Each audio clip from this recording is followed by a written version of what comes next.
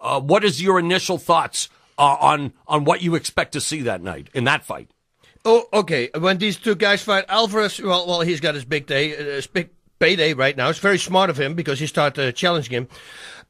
It's a dangerous fight for McGregor. You know, the fighting style from Alvarez is relentless, pushing, coming forward, throwing bombs in the clinch, then throwing bombs in the clinch, then take him down once. And he's got some serious ground and pound. He also has stamina. Fought a bunch of time, 5 rounds. He's been there for a long time. McGregor is going to need his footwork, and he's going to need it a lot. He does not want to be taken down. He's not going to be like Chad Mendes once it takes to the ground. This guy is going to unload on him.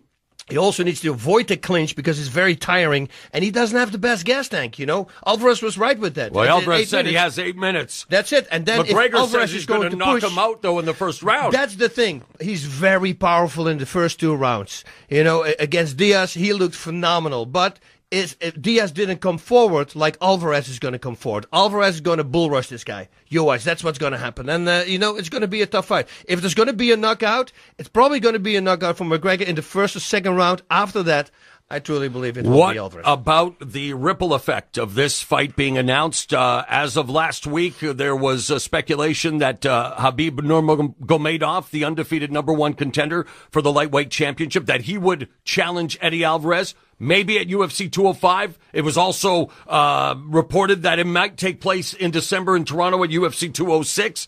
But I'm wondering, when the fact is, you look at what's happened now, Nurmagomedov, he gets Mike Johnson coming off the destruction of Dustin Poirier and in a huge lightweight fight at UFC 205, and Jose Aldo. With the fact that, you remember, I mean, and again, this is as the UFC world turns, Basito, but, you know, Dana White can say stuff as a promoter and then change his mind or do other things. But Jose Aldo was the interim featherweight champion. He's now saying, you know what? You guys are going to keep the title on McGregor so he can try to make history. Well, I'm done with this stuff. I want out. Well, I said last week on Inside MMA, you know, Mick Maynard, who now is the matchmaker, together with Shelby, of course, at the UFC, and what will be his first job? That was one of our 3 questions at the end. And I said, well, he should let McGregor fight Aldo first before he's going to fight another fight, because right now, as you said in the past, he's holding the belt hostage, and it's just not fair. But hey, I can understand this because this is a fight that they needed. I know the card is huge already, right? But they needed a hype fight, especially in the biggest media market in the world, the New York City. Oh, and what good is this going to do for New York? Now New York is going to realize, oh, we could have done this 10 years ago. Right. We would have made a lot of money because they're going to bring in a lot of fans, restaurants, hotels, everything is going to profit. Do you think Aldo is just calling the UFC's bluff? How do you see this? I see what he says. Unfortunately, I think he's right with that. If you think about it, you know, that's but where, it's what I would say. But conversely, to play the devil's advocate, you know, he missed a lot of time when he was champ. Yes, he is right where he needs to be after a vintage performance against Frankie Edgar. And I do agree that the title should not be held hostage, but I also know what Conor McGregor means to the UFC. Oh, yeah, no, and I totally get what's happened in the past. You're right. There's more leverage now. Now McGregor is running his show. And while he and Dana White probably have a interesting relationship behind closed doors, Conor McGregor is broken through that glass ceiling. And he does call a lot of his own shots. So I can see the UFC giving him the opportunity, although they've also said, obviously, he has to surrender one after. So if he does beat Alvarez, I predict the featherweight title will be vacated. I think so, too. I don't think he's going to come back to that weight class. And not because he doesn't want to. I think it's a hard weight cut for him as well. We were talking about it even before that. He cannot do 145 for a long time anymore. All right. Well, obviously, lots going on with UFC 205 and the fallout of what will be the biggest UFC event ever, going down November 12th at Madison Square Garden. And just to give you an idea, as of right now, we don't know the order, but it is going to be, well, we know the main event will be Eddie Alvarez defending the lightweight championship against Conor McGregor, the current featherweight champion.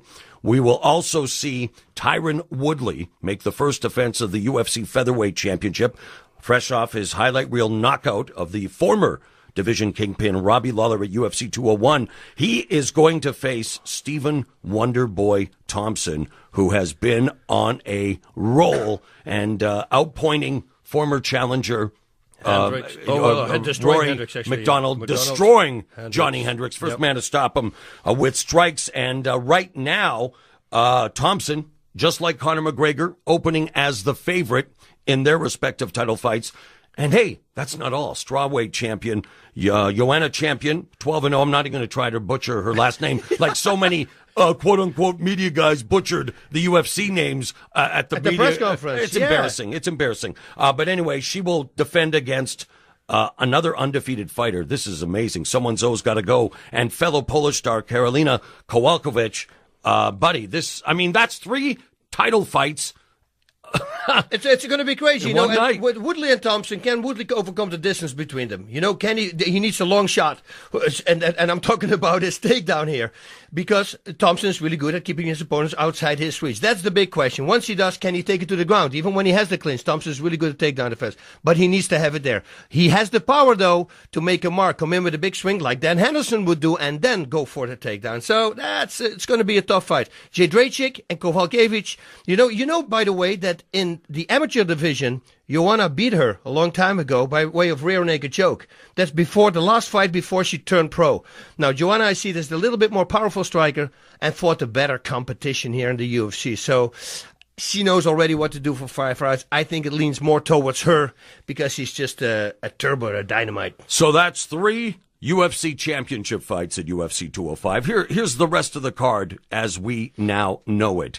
We mentioned Khabib Nurmagomedov versus Michael Johnson. Winner gets the next shot, I'm sure, at the UFC lightweight championship, barring an injury.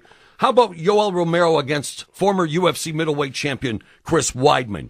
Donald Cerrone, who was on a torrid streak at welterweight against Kelvin Gastelum. Raquel Pennington against former UFC women's bantamweight champion Miesha Tate. Former UFC lightweight champion Frankie Edgar. He takes on Jeremy Stevens at featherweight.